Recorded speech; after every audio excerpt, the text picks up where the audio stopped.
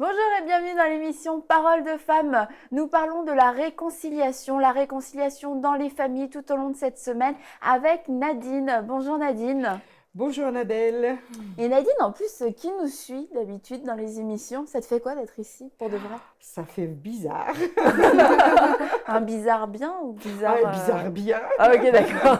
Merci, il en profite pour... On est aussi bien dans la vraie vie qu'à la télé ou... Oh, pareil. Mais tu te sens, tu te sens comme avec nous quand tu nous Ah regardes. oui, complètement, oui. Vous êtes avec nous, prenez Voilà. votre café avec nous. On est tout ensemble dans le salon en train de discuter ensemble. Et puis j'aime vraiment quand je reçois des mails ou quand je reçois des commentaires. On a l'impression d'être avec vous dans le salon. Ouais. C'est exactement ça l'idée, le but de l'émission. C'est que tout ensemble on partage et que vous puissiez vous sentir comme faisant partie de ce groupe. Donc bienvenue à vous tous, invitez vos amis et puis venez discuter avec nous. Vous pouvez même passer vos commentaires pendant toute l'émission, il n'y a pas de problème.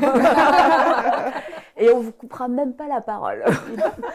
Et Nadine, on va continuer de parler de la réconciliation. Hier, tu nous as raconté vraiment avec une grande humilité, puis avec beaucoup de sensibilité aussi, ces erreurs que tu as pu commettre dans le passé, comment Dieu t'a restauré, puis ce point tournant qui a été une réelle repentance, une réelle décision aussi de te confier pleinement dans le Seigneur.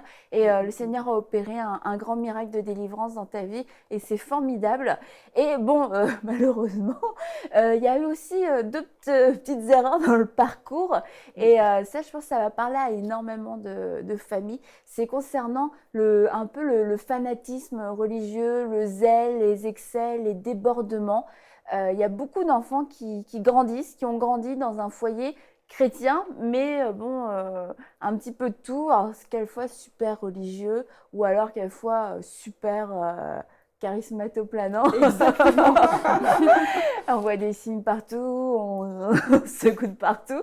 Et les enfants, ça a pu comme les écarter du Seigneur et beaucoup de familles voient leurs enfants ne pas marcher avec le Seigneur. Et puis c'est une souffrance, c'est une douleur de ne pas voir ses enfants marcher dans le Seigneur. Et du coup, on va adresser un message d'espoir, mais aussi d'avertissement à vous tous pour que vous puissiez vous ressaisir. Si c'est l'image que vous projetez de Dieu, vraiment vous puissiez vous ressaisir pour donner une image qui est réelle et qui est juste du Seigneur. Et toi donc, quand tu t'es converti, selon tes mots, d'accord, c'est pas moi qui t'accuse, Non, t'étais pas un du peu tout. fanatique. J'étais réellement fanatique. D'accord. On ne peut pas dire autre chose. Tout simplement parce que la vie que je menais avant, c'était vraiment le monde, hein. Il n'y avait pas il y a pas d'autre mot. Et quand je me suis convertie, j'ai pris la parole de Dieu au pied de la lettre. Mhm. Et évidemment, quand on sort les versets des contextes, oui, aïe, aïe, ça fait des dégâts. Et c'est ça aussi qui a fait que ça a repoussé beaucoup mes enfants, parce que je prenais les versets au pied de la lettre et ça fait des excès incroyables dans la religion, puisque tout d'un coup, je voulais être parfaite, que mes enfants soient parfaits, que tout soit parfait. Et en fin de compte, c'était l'excès. Et quand on est dans un déséquilibre, souvent on crée un autre déséquilibre. Et Parce qu'on ne connaît pas autre chose. parce qu'on ne connaît pas autre chose et que je voulais tellement plaire à Dieu que je voulais que tout soit tiré à quatre épingles. Et donc, ça a provoqué beaucoup de rejet chez les enfants. Mais tu prenais la Bible et puis tu étais là, ah, mais la Voilà, Bible dit ça. voilà, la Bible dit ça, corrige ton enfant avec la verge. Et voilà, et c'était vraiment ça. Et il faut faire comme ci, il faut faire comme ça, vous ne vous rendez pas compte, si vous ne faites pas ça, vous allez en enfer. Et Wow, donc c'était c'était le joug de la loi. complètement, C'était bah oui, je me suis remise écrasé. complètement sous la loi. Wow. La grâce, je la voyais, mais dans l'église, ben, on parlait que de grâce, que de grâce.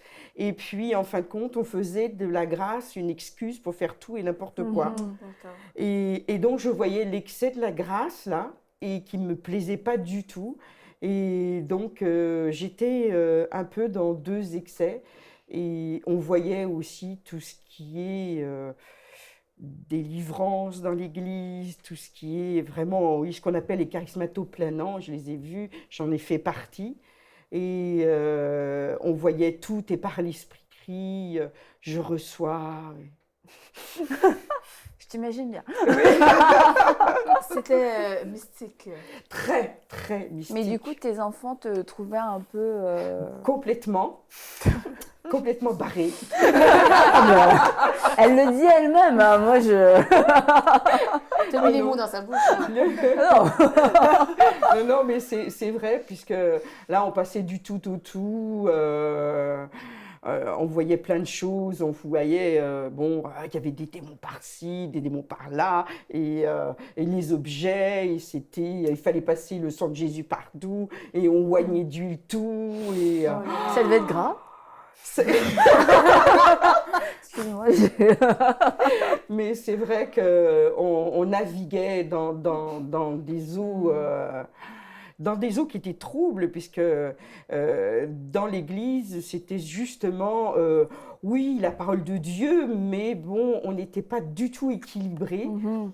Et en fin de compte, mais si ça vient de l'Esprit, je le ressens, donc ça vient de l'Esprit. Et moi, j'ai l'Esprit, même si la parole de Dieu dit autre chose, l'Esprit prime. Je ressens. Et donc, quand tes enfants voyaient ça, est-ce qu'ils te disaient ça va pas, arrête, on te reconnaît Ils pas? n'osaient pas. Ils osaient pas. Mais ils suivaient? Tu les forçais à venir à l'église avec Ah toi? oui, complètement, oui, oui. Puisque quand je me suis convertie, ils avaient 7 et 6 ans. Ah oui, bah oui. Donc, ils m'ont Petit. suivi et je les ai forcés très, très longtemps à venir à l'église. Et à partir de quel âge ils ont commencé à montrer quelques signes de... Plus tard que 15 ans, 15-16 ans, ils étaient déjà bien adolescents. Oui, ils ont commencé à faire la grise mine, à ne plus vouloir venir.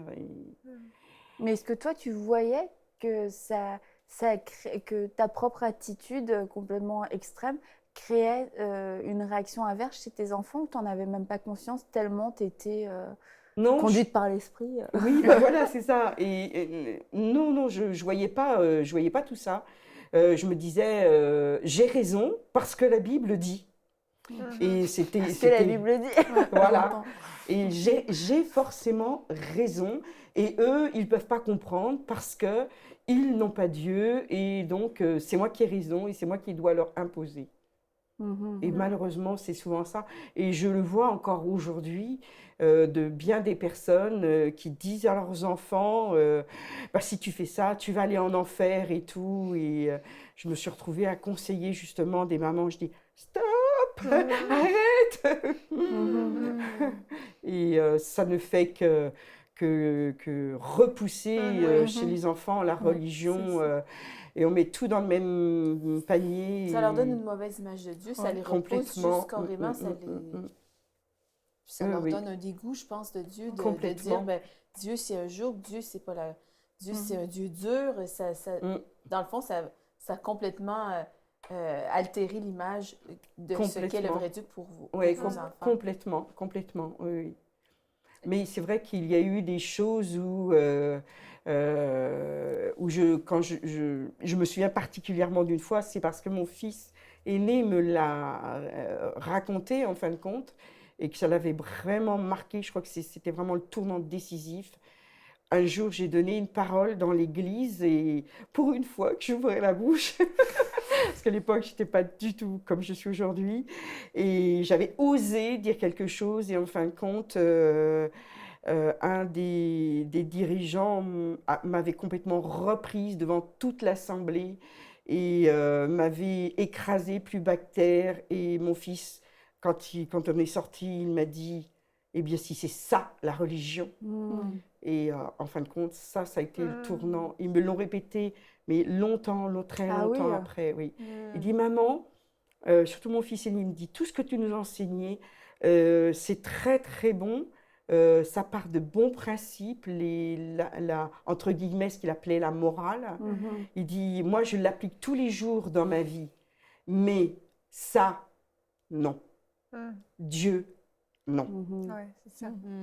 Et tu dis cette histoire, cette anecdote avec le dirigeant, il y a beaucoup d'enfants aussi qui voient leurs parents qui sont des rebelles. Ils les voient en train de parler contre telle et telle personne dans l'église, en train de causer des divisions, être tout le temps au centre de tous les problèmes, s'emporter, se fâcher.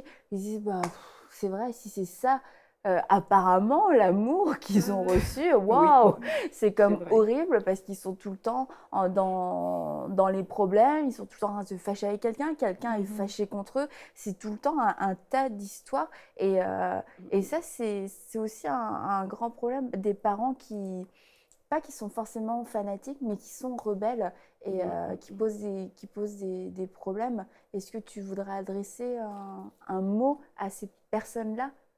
Oui, c'est vraiment quelque chose de très important. J'avais un pasteur que j'admirais beaucoup, qui a été vraiment un pionnier d'ailleurs sur Nantes et ses environs. Mais bon, il nous servait ce qu'il avait appris lui-même. Et il était hyper critique et nous reproduisait ça. Et c'est sûr qu'on n'avait pas les enseignements. Je fais une petite pub au passage. Allez voir La Rébellion avec Jérémie. C'est vraiment très très important de ne pas se rebeller contre les autorités mises en place par Dieu. Et nous, on argumentait en disant oui, mais enfin, est-ce que c'est vraiment Dieu qui l'a mis en place? Non, je vous assure, allez voir, c'est vraiment très très important. Ne jamais, jamais contester, ne jamais dire, ni sur les frères, ni sur les sœurs d'ailleurs, ni même dans sa famille. Et ça fait de grands, grands ravages que de critiquer sans cesse. On trouvait toujours quelque chose à redire. Et là, tes enfants entendaient tout ça? Comment? Tes enfants entendaient toutes ces discussions? Et bien sûr, c'était en plus, on ne faisait pas attention que les jeunes oreilles entendaient tout ça. Et de toute façon, même si on l'avait dit en privé, de toute façon, on ne doit pas. On ne doit pas. Parce qu'on s'attire vraiment les foudres, on ouvre des portes incroyables. Quand on parle sur les uns, sur les autres, quand on critique.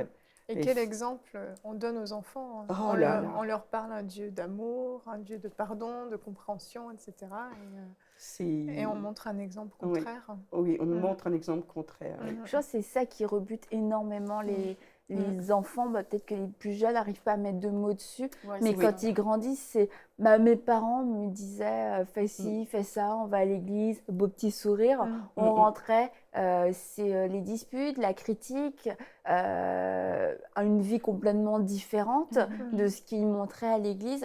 Et puis ça, les jeunes ont cette hypocrisie en aversion. C'est comme, mais comment peux-tu te permettre de me dire quelque chose sur ma vie? Parce que ces enfants-là voient notre intimité, donc ils savent si on mente, si on raconte n'importe quoi à l'église. Et souvent, je trouve ça très étonnant, on rencontre des gens, on leur parle du Seigneur, puis ils ont l'air comme pas du tout au courant de quoi que ce soit, puis au bout de 10 minutes, 20 minutes, 1 heure, ouais, en fait, mon père est pasteur. Ah, d'accord. Qu'est-ce qui s'est passé? Et puis souvent, ça va être ça, le témoignage. Ah, moi, mes parents, c'était telle vie à l'église, telle vie à la maison. Moi, je veux plus en entendre parler. C'est ça, Dieu, je veux rien savoir. En fait, c'est ça le message qu'on envoie.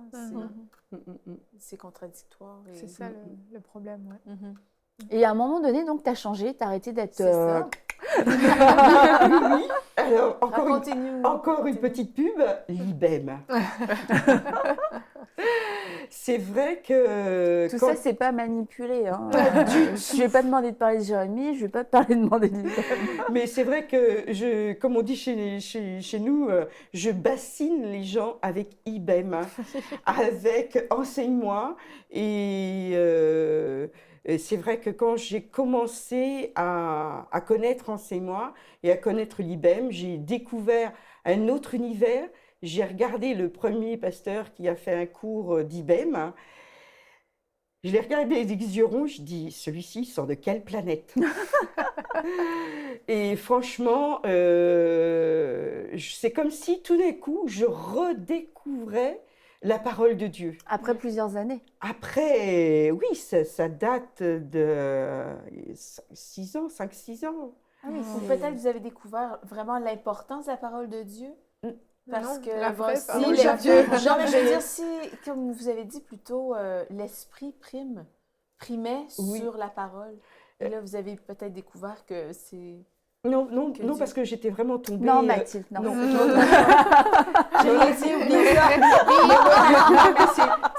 Ça aurait pu. Mais t'es bien coiffée. Mais non, j'étais vraiment tombée dans la parole de Dieu. Et la parole de Dieu, au contraire, ça faisait une différence avec l'Église. Mais la grâce dans la parole. Mais oui, la grâce dans la parole, oui, c'était peut-être aussi. Mais je ne sais plus, j'ai perdu le fil. Bravo Mathilde.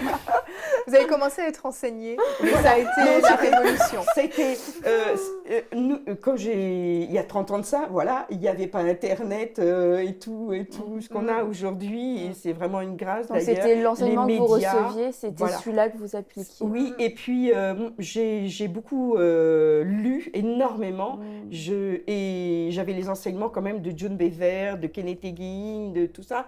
J'avais vraiment... Pour nos amis québécois, redis-le. John Bevere et Kenneth Hagin. Et j'avais vraiment de très bons enseignements, j'allais puiser vraiment. D'ailleurs, on critiquait parce que c'était des Américains, au passage. Mais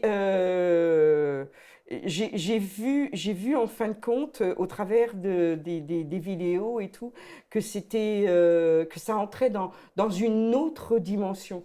Je ne saurais pas mettre véritablement les mots dessus, mais il y a quelque chose qui s'est déclenché et là c'est comme si pour une seconde fois j'étais retombée dans la parole de Dieu pour une seconde fois et j'ai fait l'IBEM, ça m'a complètement, mon mari m'a regardé pendant la première année, oh ça va lui passer. et puis en fin de compte il s'est dit, oh là là, il y a trop de changements là. Et puis il a dit, bon, je fais l'IBEM. Et lui aussi. Et alors c'est moi qui disais, waouh, qu'est-ce qui se passe? Ça a tellement fait de changements. Ma sœur a fait l'IBEM en même temps que mon mari. Ça a tellement percuté que je disais à tout le monde, mais faites l'IBEM, faites l'IBEM. Ce n'est pas l'IBEM qui change, c'est évidemment notre cœur vis-à-vis de la parole de Dieu qui va changer quelque chose. C'est ça, c'est que la parole est devenue vraiment vie en vous. C'était plus juste la lettre, c'était vraiment la parole de vie qui se manifestait en vous, qui se répandait en vous. Puis quand on laisse la parole nous transformer, la parole couler en nous, ça se manifeste aussi sur tout notre être, en fait. Notre mentalité est renouvelée, notre caractère change. Et c'est ça qui s'est produit, au fond. C'est la parole, quand on l'a et justement, comme vous faisiez, vous sortiez les versets de leur contexte. Malheureusement, on a besoin d'être enseigné, on a besoin de la comprendre. Malheureusement, on a besoin d'être enseigné. Malheureusement, point. On a besoin d'être enseigné. On a besoin de la comprendre comme elle doit être comprise, en fait. Oui, puis il y avait beaucoup de choses que je connaissais, puisque j'étais vraiment une étudiante dans la parole, mais c'était comme des petits morceaux de puzzle qui étaient là sur mon... Et on voyait des petites images se construire à droite et à gauche, mais je n'avais pas toute l'image. Et je sais que beaucoup l'ont dit. Quand j'ai fait l'IBEM, c'est comme si tous les morceaux de puzzle s'étaient rassemblés et je voyais l'image du Christ. C'était... Waouh! Mais est-ce que ça se pourrait aussi, à travers ça, vous avez vraiment goûté à l'amour de Dieu? Elle essaye encore une fois. Ah non. Non,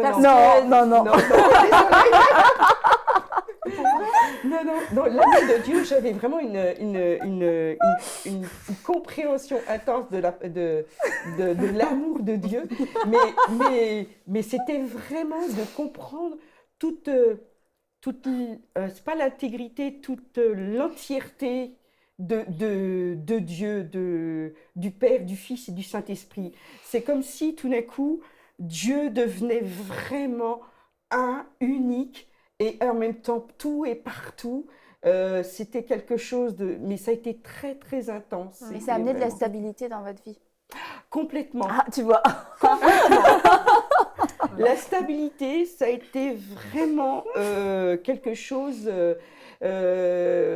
puisque quand même, je suis une femme assez volcan. Et, c'est vrai que j'avais tendance à partir un petit peu, voilà, tout sur la grâce, tout sur...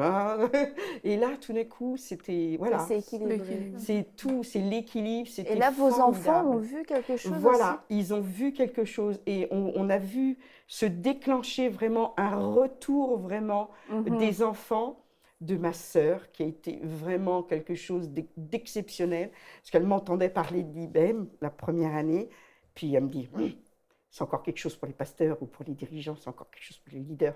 Mais je dis non, non, non, pas du tout. Tu peux t'inscrire à l'IBM et tout. À ce moment-là, on était un peu en froid. Et elle me dit ah bon? Je m'inscris tout de suite, tout de suite, tout de suite. Tu me donnes les papiers tout de suite. Et elle s'est inscrite et ça l'a transformée. Ma sœur et moi, maintenant, on travaille ensemble. Il y a une réconciliation vraiment énorme avec ma sœur. C'est vraiment fantastique, vraiment fantastique. Et donc, vos enfants qui étaient un peu dégoûtés de la religion, finalement, est-ce que là, aujourd'hui, ils ont comme un regard différent, ils vous regardent, ils se disent « Ah, il y a peut-être quelque chose de bon, finalement ». On réussit à reparler de Dieu, ce qui est vraiment extraordinaire, puisque c'est un sujet qui était vraiment banni de nos conversations. On ne pouvait pas du tout ni mettre une musique, ni rien. Mais là, vraiment, et avec mes 2 filles, dernièrement, c'est très frais. On a des conversations, j'ai une conversation de 2 heures avec la plus jeune. Rien que de ça, j'en parlais à tout le monde, tellement je trouvais ça beau. Je trouvais ça magnifique de pouvoir parler de Dieu. Et on voit qu'il y a quand même des interrogations, des questions, et on voit qu'il y a un retour quand même, il y a quelque chose. Ouais. Vous avez l'impression, j'ose poser une question. Oui, vas-y. Pose une question. Vous avez l'impression maintenant de faire vraiment office d'ambassadrice, vraiment pour Dieu, une représentante vraiment du cœur de Dieu. Et c'est qu'est-ce qui vraiment restaure vos relations avec votre entourage, vos enfants. Oui, complètement. Et j'imagine vous priez pour vos enfants. Ah oui, quasiment tous les jours, ou alors, ou alors c'est des temps intenses. La prière va avoir aussi un rôle primordial parce qu'on a pu commettre des erreurs, on peut se remettre après sur le bon chemin, se rétablir, avoir plus de stabilité, plus d'équilibre. Mais ceci dit, être un bon modèle, être un mauvais modèle, ça peut les éloigner, mais être un bon modèle, ça peut éveiller quelque chose, mais ce n'est pas non plus ce qui va créer en eux la nouvelle naissance. Ils ont besoin de vivre un miracle, le miracle de la nouvelle naissance. Et puis ça se fera qu'au travers de la prière et seulement si le Saint-Esprit vient les convaincre de péché. Et là, la prière, c'est comme une étape inévitable si on veut voir nos enfants revenir, si on veut voir nos enfants être sauvés. Ah oui, la prière, c'est des moments... c'est la dernière mission que le Seigneur m'a donnée, c'est de devenir une femme de prière pour le réveil. Et le réveil, c'est premièrement pour notre famille. Si nous sommes réveillés, ça fera des étincelles autour de nous. Et c'est vraiment quelque chose auquel je m'attache. Et les émissions avec Jérémy, tous les matins, mais ça a déclenché une autre forme de prière chez moi. Avant, la prière, c'était quelque chose que je faisais au cours de la journée, quelque chose que je vivais dans la prière. Et que ce soit en faisant ma vaisselle, mais c'était... Et là, je prends des moments beaucoup plus intenses, en intimité, vraiment, le matin. Et je dis à tout le monde, faites pareil, prenez vos portables, prenez vos tablettes. Alors, tu les bassines. Je les bassine. On va t'appeler bassinette. Donc, mais c'est capital et de proclamer les promesses de Dieu. Je prends les versets et je proclame vraiment. Et je sais que c'est la dernière promesse. J'aimerais lire un verset. Je pense que j'ai déjà lu dans l'émission, mais je trouve vraiment à chaque fois, je trouve vraiment super beau. Et pour vous, parents, dont les enfants se sont éloignés ou ne sont pas encore sauvés, c'est une promesse formidable et vraiment prenez ça en note. C'est dans Ésaïe 44:3. En effet, je verserai de l'eau sur la terre qui a soif et des ruisseaux sur le terrain sec. Je déverserai mon esprit sur ta descendance et ma bénédiction sur tes rejetons. Ils pousseront au milieu de l'herbe comme les saules près des cours d'eau. L'un dira, j'appartiens à l'Éternel. L'autre voudra porter le nom de Jacob. Un autre écrira sur sa main, propriété de l'Éternel, et prendra avec fierté le nom de l'Éternel. Et ça, c'est une promesse pour vous tous, parents dont les enfants se sont éloignés, même si c'était de votre faute. Sérieusement, Dieu est au-dessus de nos transgressions, au-dessus de nos faiblesses, de nos maladresses. L'Esprit de Dieu est capable de venir les convaincre aujourd'hui même de pécher et de les sauver. Et ça, c'est une promesse. Ce sont eux qui vont se réclamer du nom de l'Éternel. Ce sont eux qui réclameront le nom de Jésus, qui vont invoquer le nom de Jésus pour eux-mêmes, parce qu'il va y avoir une soif pour Dieu. Il va y avoir quelque chose qui va créer un ruisseau qui va les traverser, même si jusqu'ici, c'était des terres arides, c'était des déserts. Ils ont été desséchés peut-être par la religion, peut-être par un tas de choses, mais en tout cas, Dieu veut faire quelque chose dans leur vie. Dieu veut les sauver.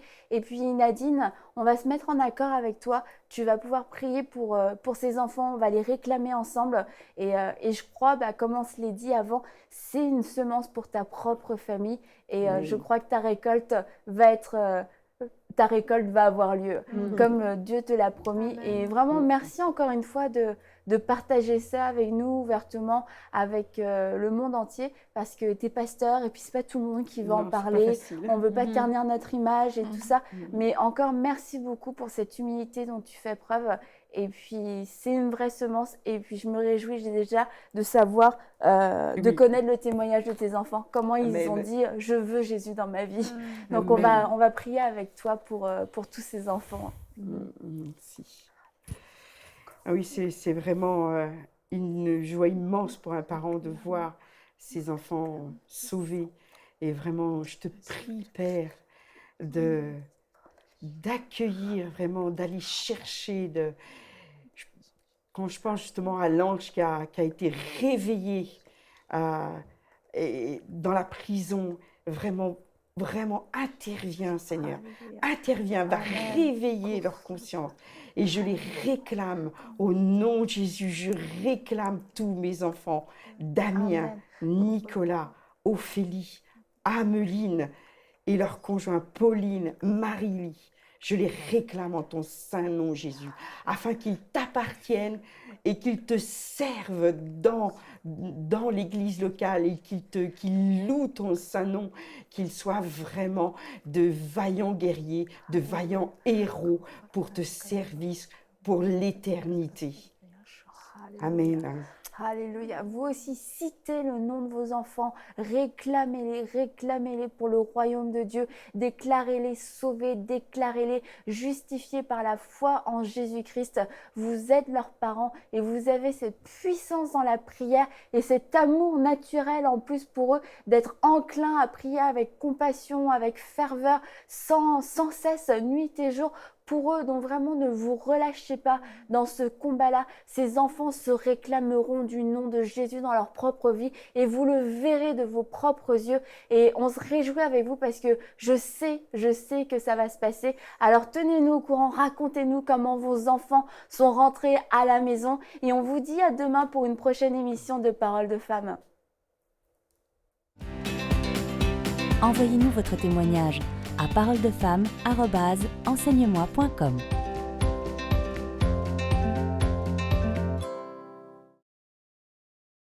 Cette émission est rendue possible grâce au précieux soutien des partenaires d'Enseigne-moi Canal International. Retrouvez tous nos programmes sur enseigne-moi.com.